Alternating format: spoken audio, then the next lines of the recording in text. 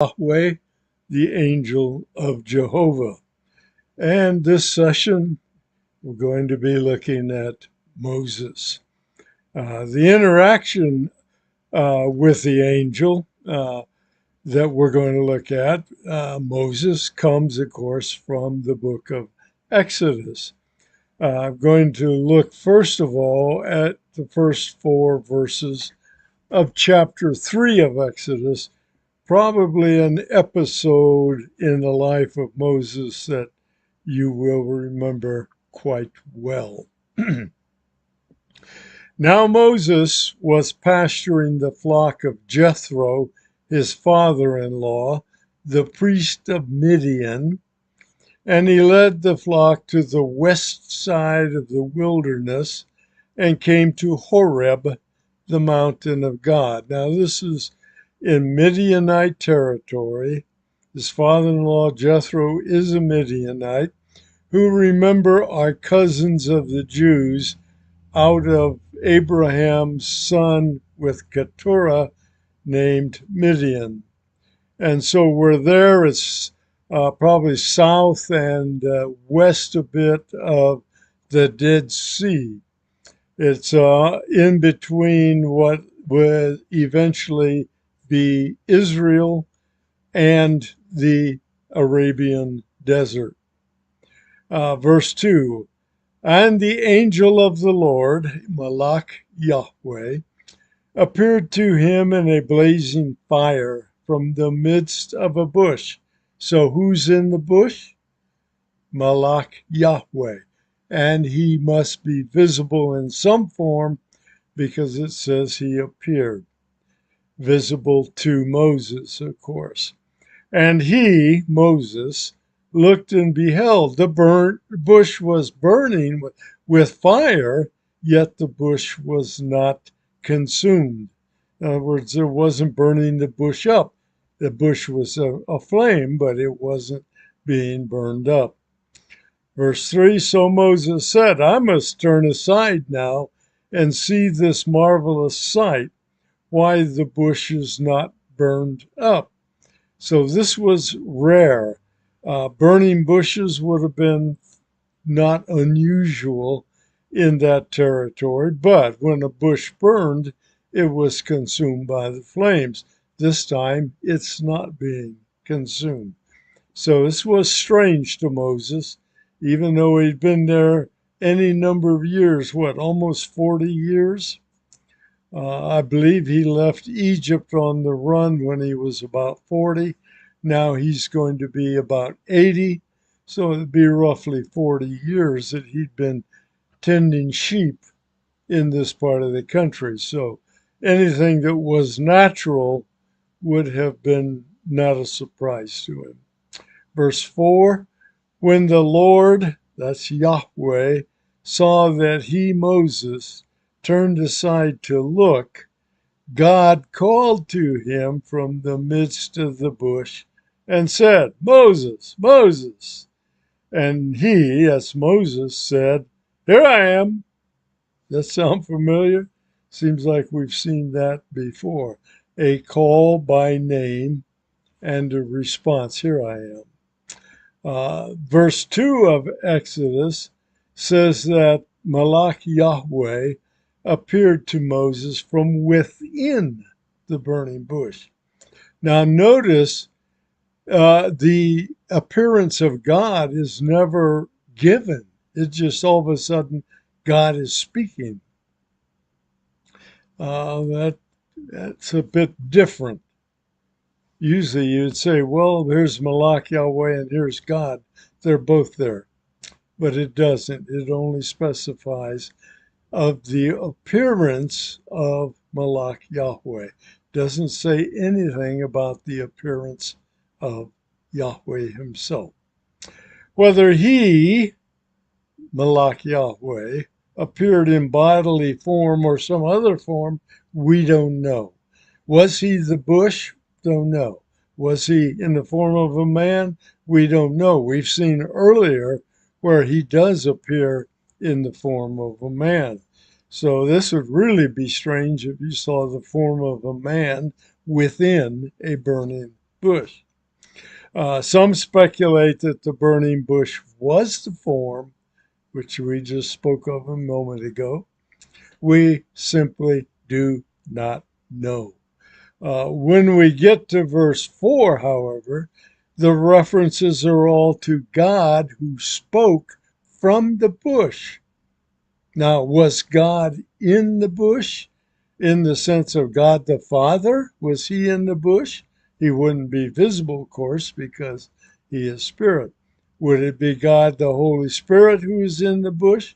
He likely would not be visible either. In fact, the reference to where God spoke from is identical to that of the position of Malach Yahweh. He was in the midst of the bush.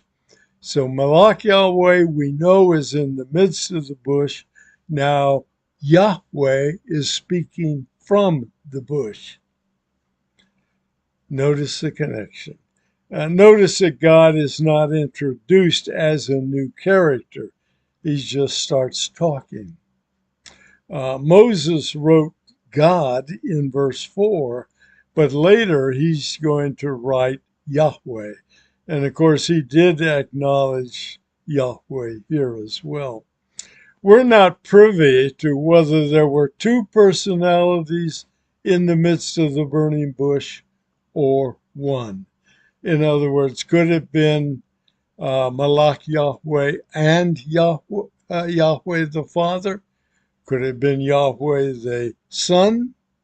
I'll let you dwell on that one. Could have been Malach Yahweh and the Holy Spirit. We don't know. Or was it only Malach Yahweh? If it was only Malach Yahweh, that's going to press our firm belief in who Malach Yahweh is. But in verse 5, we're going to see Moses being told something extra. Chapter 3, we're going to look at verses 5 and 6 both. Then he, that is God, I assume, it's either God or Malach Yahweh.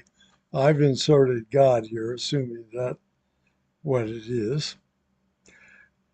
And he said, do not come near here. Remove your sandals from your feet, for the place on which you are standing is holy ground. And we're going to make some hay on the holy ground bit a bit later. He, that is God again, or Malach Yahweh, also said, I am the God of your father, the God of Abraham, the God of Isaac, and the God of Jacob. Remember that Moses is the son of Levi, who is a son of Jacob. Then Moses hid his face, for he was afraid to look at God. So Moses sees something that he fears is God, and he says, man, if I look at God face to face, I'm going to die.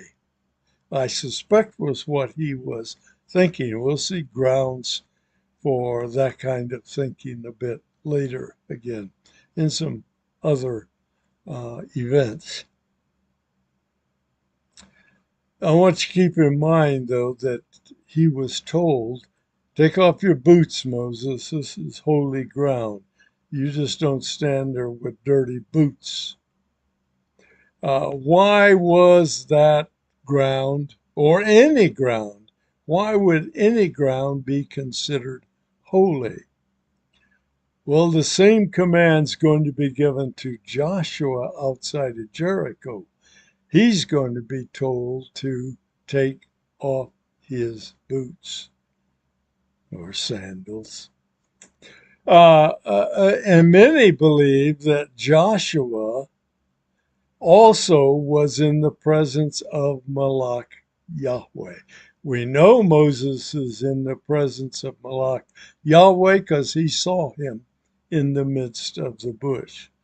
So we will see the thing about Joshua a bit later, but we think Joshua had a similar experience when he was in the presence of Malach Yahweh and he was told to take off his sandals because the ground was holy. So, uh, also then, though, the last sentence of verse 6, ask yourself this: why was Moses afraid to look at God? You might also add to that, why did Moses think this was God? He had to have some way of coming to that conclusion. If it were God the Father in the bush, how could Moses see a spirit? That answer is easy. Couldn't, right? Who would have been visible in the bush? Well, we know Malach Yahweh was visible in the bush. So was it Malach Yahweh that Moses was afraid to look at? And if so, why would he be afraid to look at a messenger angel? That's a giveaway right there, isn't it? Well, God the Father, a spirit, of course, would not have been visible. That's about what, the fourth time we've made that point? The only visible one seems to have been Malach Yahweh. As far as we know, he was the only personality, whichever you wish, that was visible. But Moses' statement of his fear would mean, I'll let you draw a conclusion. In verse 7 now, God begins his purpose statement for this unusual event. It's going to take a while to get it all spelled out, but he's going to begin here. And Yahweh said, I have surely seen the affliction of my people. So there is his motive. Who are in Egypt and have given heed to their cry. I've given heed to their cry, Yahweh says, because of their taskmasters, for I am aware of their sufferings. And you remember the story of how they got out of Egypt through confrontation with Pharaoh. Did you notice the switch from God in the first 6 verses to Lord in verse 7? Of course, Lord, that's Yahweh, is the name God told Moses, who is our author here as well. He's not only the subject and actor in this event, but he's the author writing about it at God's direction, of course. This was the name Yahweh was the name Moses was told to use in Egypt. Well, to this point, we cannot be sure of whether there are 2 personalities in the bush or just one. How many were introduced as being in the bush? Only one, Malach Yahweh. But God is stated as the one who called to Moses. Some further information about the burning bush. That incident is found in Stephen's defense. And if you remember, Stephen's defense came in Acts 7. I'm going to read a good chunk of what Stephen says here. See how many clues you get about this event that we're looking at. Acts 7, beginning in verse 30. Read all the way to 38. 9 verses. Good chunk. And this is Stephen speaking. And after 40 years had passed, an angel appeared to him, that's Moses, in the wilderness of Mount Sinai, that was the Midianite territory, in the flame of a burning thorn bush. So Stephen is taking us back to the event we've just been looking at. And when Moses saw it, the burning bush, he began to marvel at the sight. And as he approached to look more clearly, there came the voice of the Lord. And here's what Stephen says he told Moses. He's going a little bit outside of the event we were looking at, but it fits. And here's what he says God said. I am the God of your father, the God of Abraham and Isaac and Jacob, which we saw. And Moses shook with fear and would not venture to look. That was the tail end of verse 7 that we saw that. Verse 33. But the Lord said to him, take off the sandals from your feet. That's where we were near the end. For the place on which you are standing is holy ground. Now, what makes ground holy? I think the only thing is the presence of God. I've certainly seen, this is back with Yahweh speaking, according to Stephen. I have certainly seen the oppression of my people in Egypt and have heard their groans, the sufferings when we saw it. And I have come down to deliver them. Come now, and I will send you, Moses, to Egypt.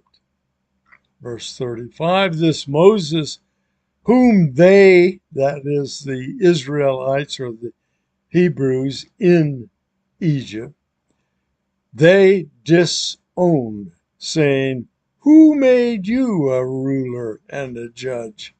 Speaking to Moses, is the one whom God sent to be both a ruler and a deliverer, with the help of the angel who appeared to him in the thorn bush. Let me go back and reread that with a slight addition. So Stephen is saying, is this ruler and judge who God did send him, even though the people questioned it. Stephen says this God is the ruler and judge who was sent by God to be both ruler and deliverer, not simply judge, deliverer, with the help of the angel. So here we go. The only angel that I know of called the angel is Malach Yahweh. And how do I identify this angel as Malach Yahweh? Notice the finish of verse 35. This angel who appeared to him, Moses, in the thorn bush. And that's the only one that we know was present in the thorn bush. We know that for certain. This man Moses led them out, performing wonders and signs in the land of Egypt, and in the Red Sea, and in the wilderness for 40 years. Verse 37, this is the Moses who said to the sons of Israel, God shall raise up for you a prophet like me from your brothers. Interesting. This is one place where the Muslims do not like this phrasing, because they believe that this is a point where God was saying, Moses, I'm going to raise up a prophet. He won't be from Israel. He will be someone else. And of course, they believe that prophet was Muhammad. But that, of course, is not what it says. It says, I shall raise up for you a prophet like me from your brethren. In other words, he's going to be a fellow Jew. Or at this time, they would have said a fellow Israelite. Remember, the Israelites were not called Jews as far as we know until they returned from the captivity in Babylon. And verse 38, this is the one who was in the congregation in the wilderness together with the angel who was speaking to him on Mount Sinai. Go back and think about the delivery of the Ten Commandments.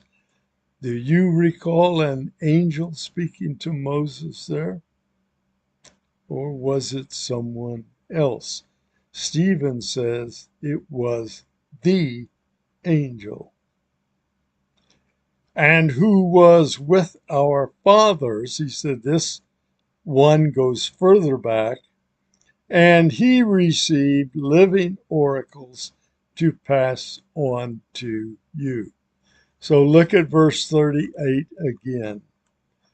Acts 7:38. This is the one, Moses, who was in the congregation in the wilderness together with the angel who was speaking to him on Mount Sinai. Stephen claims two things here. Malach Yahweh appeared. He was seen by Moses in the bush. Malach Yahweh spoke to Moses. Could all that nail it down, Malach Yahweh, as being Yahweh? Well, it doesn't for a lot of people, but for some it does. Have we pointed out that Malach Yahweh is the only angel whose name includes the word term Yahweh? We did that last time, I believe. Or did I do it in the startup of this lesson? Got me beat. I can't keep up with what I say when. Is there another reference to the angel of Jehovah's helping Moses lead and deliver? The answer is absolutely. Exodus 14:19, Exodus 13:21, both indicate that this was the case, that there was an angel, and it would have been Malach Yahweh. Was going before the people, while in 13:21, Jehovah was said to have been going before Israel in the cloud and the pillar of fire. Let me read those two verses for you. Exodus 13:21. And the Lord, Yahweh, was going before them in a pillar of cloud by day to lead them on the way. So it says God was going before them on a pillar of cloud by day to lead them on the way, and in a pillar of fire by night to give them light, that they might travel by day and by night. And go to Exodus 14:19. And the angel of God, which is another term for Malach Yahweh, this would be the angel of Elohim, which is another name for God, who had been going before, and that's Malach, the angel of God, Malach Yahweh, had been going before the camp of Israel. He moved and went behind them, and the pillar of cloud moved from before them and stood behind them.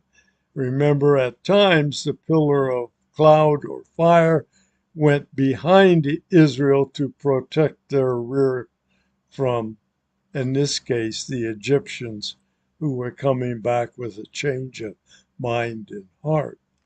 Well, that's the actions of the the actions of the angel of God and the angel of Jehovah seem to have been the same. Well, the angel of God and the angel of Jehovah are the same.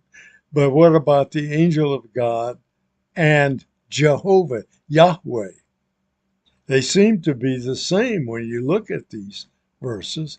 Numbers 20, for example, supports the angel of Yahweh's having a major role in guiding the people of Israel out of Egypt and through the wilderness wanderings. In Exodus 19, we have God interacting with Moses on Sinai, but no mention of the angel of Jehovah there. Evidently, Stephen understood the angel to have been there. How do we reconcile this? Well, Galatians and Hebrews both have associated references referring to the giving of the Ten Commandments from Exodus 20. And after Sinai, when Israel was told to move out to Canaan, we find further references of interest. In chapter 23, we find God telling Moses that he will send an angel, not just any angel, but one with God's name in him. And how is God's name in him? Malach Yahweh. God's name embodies all that God is, and that's part of the angel of Jehovah, the angel of the Lord's name. Galatians 3:19 says this, Why the law then?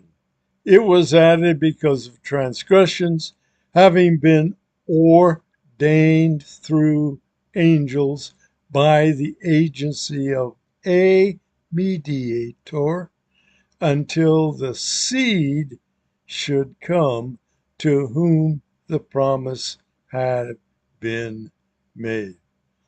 Mediator and seed are terms generally applied to whom? To Jesus Christ. He is currently our mediator in heaven. He is the seed of David, the one promised by God to Abraham, Isaac, Jacob, and so on. So it gives you the feeling that wherever on Mount Sinai you saw God speaking, it may have been Malach Yahweh. Look at God's further directions that were given to Moses in chapter 23. Let's look at four verses, 20 through 23. Behold, I'm going to, says where God told Moses he was going to send an angel. Behold, I'm going to send an angel before you to guard you along the way, to bring you into the place which I have prepared. Verse 21, be on your guard before him and obey his voice. Do not be rebellious toward him, for he will not pardon your transgression, since my name is in him. But if you will truly obey the angel's voice, and do all that I say through him, but if you will truly obey his voice and do all that I say, then I will be an enemy to your enemies and an adversary to your adversaries. God's telling them, look, you obey this angel I'm sending to guide and protect you, and I will take care of your enemies and adversaries. For my angel will go before you and bring you into the land of the Amorites, the Hittites, the Perizzites, the Canaanites, the Hivites, and the Jebusites, and I will completely destroy them. The angel even appears to have some of God's power in this situation. Forgiving sins? He said, no, he won't do that. Not that he can't. Of course, it doesn't say he can either, but he's evidently involved some way in the people's sins if it were to come. And if that's the case, then this has got to be Malach Yahweh. And he is the one we saw earlier who went before and followed after in the pillar of cloud and fire. The promise of an attending angel is repeated in chapters 32 and 33 of Exodus. We read some from there. In addition, the pillar of cloud reappeared when Jehovah reappeared. Exodus 33, I'm going to read verse 2. I will send an angel before you. I just did. I will drive out the Canaanite, the Amorite, Hittite, the Perizzite, Hivite, Jebusite. And it came about, this is verse 9 now, I'm going to drop from verse 2 to verse 9. And it came about whenever Moses entered the tent, that would be the tabernacle, tent of meeting, the pillar of cloud would descend and stand at the entrance of the tent, and the Lord would speak with Moses. Strange, here comes the pillar. Who do we know is in the pillar? Malach Yahweh. And that would be the ideal time to speak to Moses because he was there. Now let's go to verse 10. When all the people saw the pillar of cloud standing at the entrance of the tent, all the people would arise and worship, each at the entrance of his tent. And in verse 34 of chapter 32, the instructions given, now go, lead the people to the place I spoke of, and my angel will go before you. Excuse me, throat's getting a little dry here. Maybe I've been talking long enough. We're getting close to the end here.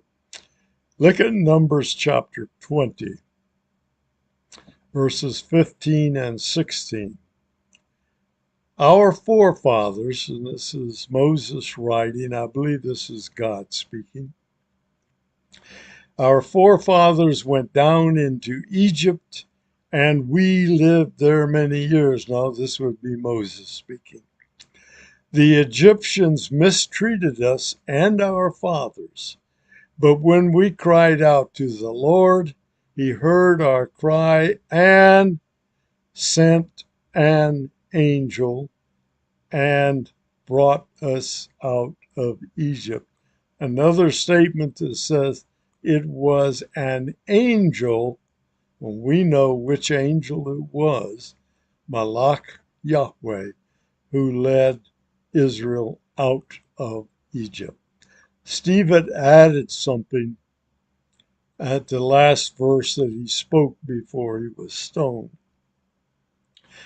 You who received the law as ordained by angels, there he is again, and yet did not keep it. That was his last charge, and they stoned him. But Jude recognized something too. If we go to Jude 4 and 5, and we'll read the last half of verse 4 and then verse 5, Jude says this, our only Master and Lord Jesus Christ, that finishes the previous statement. Now I desire to remind you, though you know all things once for all, that the Lord, after saving a people out of the land of Egypt, and who did he just call Lord in the previous sentence? Jesus Christ. After saving a people out of the land of Egypt, subsequently destroyed those who did not believe. So notice what he has said here. It was Jesus who led the people out of Egypt. And Jesus was responsible for the death of those who fell during those 40 years because of their refusal to do as God had commanded. So now we've got an extension from Malach Yahweh all the way through to Jesus Christ. So, what have we seen in this go-round? Every go-round we see something. Remember, we started with 4 questions. What does Malach Yahweh do? What does Malach Yahweh say? What does the actor in the event say about Malach Yahweh? What does the author, in this case still Moses, say about Malach Yahweh? Those were the questions that we were looking at. So what do we have? Malach Yahweh spoke again as if he were God. Moses and Stephen agreed that Malach Yahweh had a significant part in leading Israel out of Egypt and through the wilderness. The terms Malach Yahweh doesn't appear in Stephen, but he made the point. God the Father promised angel leadership, generally described or ascribed to Malach Yahweh. Most likely the pillar of cloud and pillar of fire were inhabited by Malach Yahweh. Some even go so far as to say the pillar and the cloud were the theophany of Malach Yahweh. And now Malach Yahweh is connected through some sequence of events to Jesus. Malach also was to be the agent of delivering enemies into the hands of Israel. So, God the Father said, the angel. When he did that, he was sending someone to lead and protect Israel, and he said, this angel has my name in him. And one more time, Malach Yahweh is the only angel spoken of whose name includes Yahweh. So, where do we go from here? Where do we go next? From whom will we hear? How about a no good, money grubbing prophet?